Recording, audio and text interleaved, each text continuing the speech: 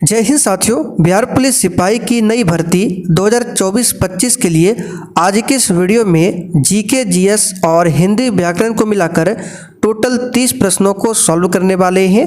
तो साथियों, जो भी अभ्यर्थी पहली बार बिहार पुलिस की तैयारी कर रहे हैं, आप लोग पूरा सेशन को ध्यान से देखिए।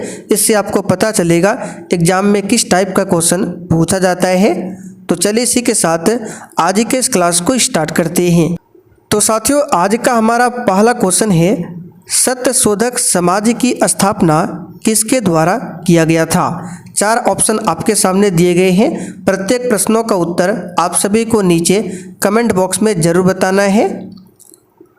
तो साथियों, सत्यशोधक समाज की बात करें, इसकी स्थापना ज्योतिबा फुले ने किया था। कब किया था? तो याद रखिएगा 1873 में। ठीक है, तो 1873 में ज्योतिबा फुले ने सत्यशोधक समाज की स्थापना किया था। और 1867 में याद रखिएगा प्रार्थना समाज की स्थापना होती है। किसके द्वारा? तो आत्माराम पांडुरंग के द्वारा। ये क्वेश्चन भी एग्जाम में पूछा जाता है। अगला क्वेश्चन देखिए, निम्नलिखित में से कौन से गोलमेज सम्मेलन में गांधी जी ने भाग नहीं लिया था। तो साथियों, 3 गोलमेज सम्मेलन हुए थे। पहला गोलमेज सम्मेलन 1930 में हुआ था, दूसरा 1931 में हुआ था और तीसरा वाला 1932 में हुआ था। तो महात्मा गांधी ने किस गोलमेज सम्मेलन में भाग नहीं लिया था? तो यहाँ पर इस क्वेश्चन का आंसर क्या हो जाएगा? तो याद रखिएगा प्रथम गोलमेज सम्मेलन, और यहाँ पे हो जाएगा तीसरा गोलमेज सम्मेलन, यानी कि डी वाला ऑप्शन हमारा सही हो जाएगा। ए तथा सी दोनों में गांधी जी ने केवल दूसरा गोलमेज सम्मेलन जो हुआ था 1931 में, इसी में भाग लिया था। निम्नलिखित में से कौन सा कथन सत्य है? और साथियों, जो भी बिहार पुलिस की तैयारी करना चाहते हैं, ऑलरेडी क्लास स्टार्ट हो चुका है। जो न्यू बैच है वो स्टार्ट हो चुका है। डिस्क्रिप्शन बॉक्स में एप्लीकेशन का लिंक मिल जाएगा, जाकर एप्लीकेशन को डाउनलोड कर लीजिए। और कुछ भी पूछना हो तो आप लोग नंबर नोट कर लीजिए। मेरा व्हाट्सएप नंबर है 96 31 88 70 58। कॉल इस पर नहीं करना है, ओनली व्हाट्सएप मैसेज करना है। तो यहाँ पर बोला जा रहा है कौन सा कथन सत्य है। तो यहाँ पर देखिए डी ऑप्शन की बात करें, टॉलमी ने नेचुरल हिस्ट्री नामक पुस्तक लिखी, ये वाला गलत है। क्योंकि नेचुरल हिस्ट्री पुस्तक की बात करें तो ये टॉलमी ने नहीं लिखा है, ये प्लिनी ने लिखा है। किसने लिखा है? यहाँ पे नाम लिख देते हैं, प्लिनी।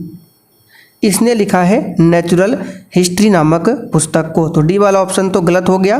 भारत में सर्वप्रथम हून आक्रमण की जानकारी नासिक अभिलेख से प्राप्त होती है, ये भी गलत है।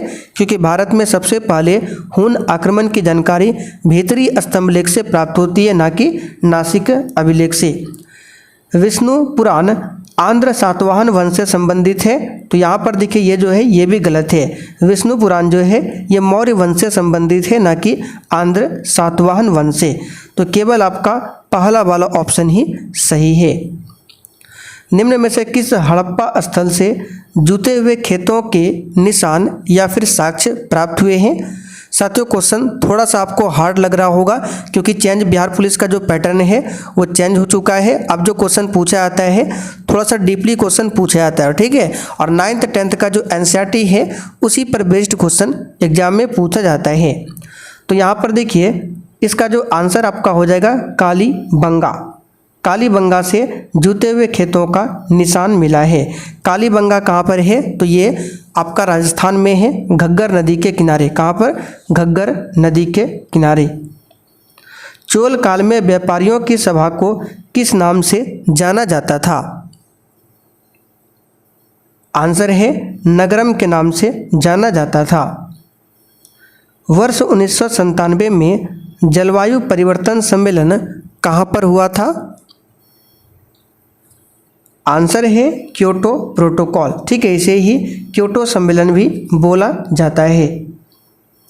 भारत की प्रथम रामसर साइट निम्नलिखित में से कौन सी है? तो साथियों भारत की प्रथम रामसर साइट चिल्का लेक है, चिल्का झील है। ठीक है, ये कहाँ पर है? तो उड़ीसा में। इस बार क्वेश्चन एग्जाम में पूछा गया था बिहार पुलिस में कि चिल्का झील किस राज्य में है, तो याद कर लीजिएगा उड़ीसा राज्य में है। अच्छा, बिहार का प्रथम रामसर स्थल पूछे, ये भी क्वेश्चन आया था, तो कांवर झील जो कि बेगूसराय में है, बिहार का पहला रामसर स्थल है। जैव विविधता का सबसे महत्वपूर्ण पहलू क्या है? आंसर हो जाएगा पारिस्थितिक तंत्र का निर्वहन। और विश्व जैव विविधता दिवस कब मनाते हैं? तो प्रत्येक वर्ष 22 मई को। पारिस्थितिक तंत्र में एक पोषी स्तर से दूसरे पोषी स्तर में स्थानांतरित से ऊर्जा की मात्रा क्या होती है?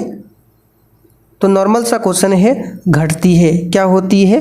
घटती है। दिए गए विकल्पों में से कौन अदिश राशि का उदाहरण है? तो साथियों यहाँ पर चाल जो है ये अदिश राशि का उदाहरण है, बाकी वेग, बल ये सदिश राशि का उदाहरण है। न्यूटन के किस नियम से बल का व्यंजक प्राप्त होता है? आंसर है द्वितीय गति नियम से। ठीक है, बल का जो व्यंजक F बराबर m/a है, ये व्यंजक प्राप्त होता है न्यूटन के दूसरे गति नियम से, और प्रथम गति नियम से बल की परिभाषा मिलती है। ठीक है, बल एक ऐसा बाह्य कारक है जो किसी वस्तु पर लगकर उसके स्थान को बदलता है या फिर बदलने की चेष्टा करता है। बल का मात्रक न्यूटन होता है। ताप बढ़ने पर द्रवों की श्यानता पर क्या प्रभाव पड़ता है? आंसर है घटता है। रक्त दाब मापने के लिए जो यंत्र प्रयोग में आता है उस यंत्र को क्या कहते हैं? यह क्वेश्चन भी इस बार बिहार पुलिस में पूछा गया था। तो साथियों इसे बोला जाता है स्फिग्नोमैनोमीटर। ठीक है, और स्फिग्नोमैनोमीटर की बात करें तो अगर एक सामान्य मनुष्य का रक्तचाप नापा जाता है तो ये 120/80 होता है। ठीक है, और रक्तदाब यानी ब्लड प्रेशर की बात करें तो ब्लड प्रेशर इंग्लिश नाम है और रक्तदाब हिंदी नाम है। प्रतिवर्ष दुनिया भर में विश्व अंतर्राष्ट्रीय न्याय दिवस किस तारीख को मनाया जाता है? तो साथियों ये मनाया जाता है 17 जुलाई को। मानव शरीर में किस तत्व की कमी से घेंगा रोग होता है? आंसर है आयोडीन की कमी से। आयोडीन का सिंबल I होता है, परमाणु क्रमांक 53 होता है। ये क्वेश्चन भी बनता है, ध्यान रखिएगा। भारत में सिक्के जारी करने के लिए कौन प्राधिकृत है? तो भारत में सिक्का जारी करने के लिए कौन प्राधिकृत है? इसका आंसर क्या होगा बताइए? इसका आंसर हो जाएगा आपका कौन सा? फटाफट से बताइए। चलिए, बिल्कुल सही जवाब है RBI। आंसर क्या हो जाएगा? भारतीय रिजर्व बैंक। यहाँ पर ध्यान दीजिए, हमने 1 रुपया का सिक्का नहीं बोला है, केवल सिक्का बोला है। तो सिक्का सिर्फ 1 रुपया का नहीं होता है, 5 का भी होता है, 10 का भी होता है, ठीक है, 2 का भी होता है। तो 1 रुपया का सिक्का पूछे, 1 रुपया का सिक्का तो वित्त मंत्रालय के द्वारा जारी किया जाता है 1 रुपये के सिक्के को। बाकी अदर सिक्के और जो करेंसी नोट है वो RBI जारी करता है। कृत्रिम वर्षा के लिए प्रयोग में लाया जाता है? आंसर है सिल्वर आयोडाइड यानी कि AgI, इसका इस्तेमाल होता है कृत्रिम वर्षा में। सिग्मो क्या है? तो साथियों सिग्मो क्या है, इसका आंसर क्या होगा बताइए? तो इसका आंसर हो जाएगा, फटाफट से बताइए, सिग्मो क्या है? चलिए, बिल्कुल सही जवाब है।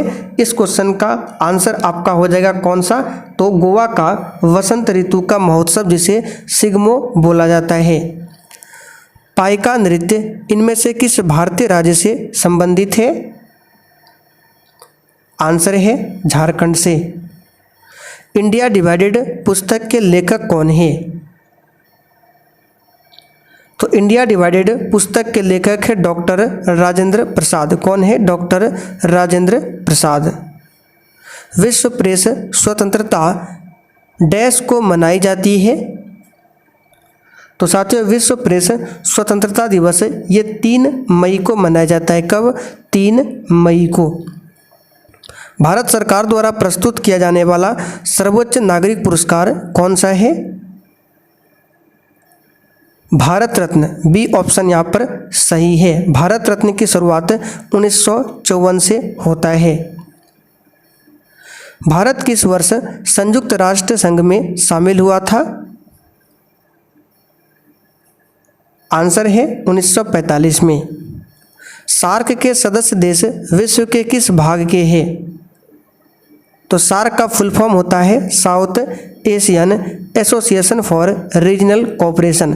तो शुरुआत में ही साउथ है यानी कि दक्षिणी। तो दक्षिणी क्या? अमेरिका, एशिया या फिर अफ्रीका? तो साउथ एशियन, एशियन यानी कि दक्षिण एशिया। बी ऑप्शन यहाँ पर सही आंसर है। सार्क की स्थापना 8 दिसंबर कब होती है? 1985 को। सर्वप्रथम कंप्यूटर माउस की खोज किसने किया था? आंसर है डगलस एंजल बर्ट ने। किसने किया था? डगलस एंजल बर्ट ने। अब चलिए हिंदी का पेपर देख लेते हैं। तो देखिए हिंदी का पहला क्वेश्चन है, तुंग का पर्यायवाची शब्द क्या है? तो साथियों तुंग का पर्यायवाची शब्द होता है ऊंचा। तुंग यानी कि ऊंचा। पहला वाला ऑप्शन यहाँ पर सही है। रमा प्लस इस बराबर क्या है? रमेश। तो यह किस प्रकार की संधि है? आंसर है गुण संधि। क्या हो जाएगा? गुण संधि। यहाँ पर पहला वाला ऑप्शन आपका सही आंसर है, गुण संधि। ठीक है, यहाँ पे देखिए कैसे हम पहचानेंगे कि कौन सा गुण संधि है। तो यहाँ पे देखिए लिखते हैं रमेश। तो बीच में देखिए किसी शब्द के बीच में अगर आपको एका मिले तो वो गुण संधि होता है। जैसे रमेश, महेश, ठीक है, सुरेश, इन सभी में क्या है? गुण संधि। और जहाँ पे डबल ऐका होता है वहाँ पर वृद्धि संधि हो जाता है। जैसे कि सदैव डबल ऐका है तो यहाँ पे वृद्धि संधि हो जाएगा। अर्थ के आधार पर वाक्य के कितने भेद होते हैं? आंसर है अर्थ के आधार पर वाक्य के 8 भेद होते हैं। ये सभी आपको पता होना चाहिए, एग्जाम में पूछा जाता है। जो संभव नहीं हो वाक्य का एक शब्द क्या होगा? आंसर है असंभव। इनमें से किस शब्द में बहुब्रीहि समास है? आंसर है पंकज। इसमें बहुब्रीहि समास है। पंकज अर्थात जो पंख से जन्म लेता है, अर्थात कमल। ठीक है, तो पंख में कौन जन्म लेता है? तो यहाँ पर आंसर क्या होगा? कमल। तो आंसर हो जाएगा पंकज। ये बहुब्रीहि समास है। राजकुमार तत्पुरुष समास है। कमल नयन आपका कर्मधारय समास है। आखिरी क्वेश्चन, कौनते शब्द में कौन सा प्रत्यय है? तो कौनते का अगर संधि विच्छेद करें तो कुंती जोड़ ए। क्या होगा? कुंती जोड़ ए।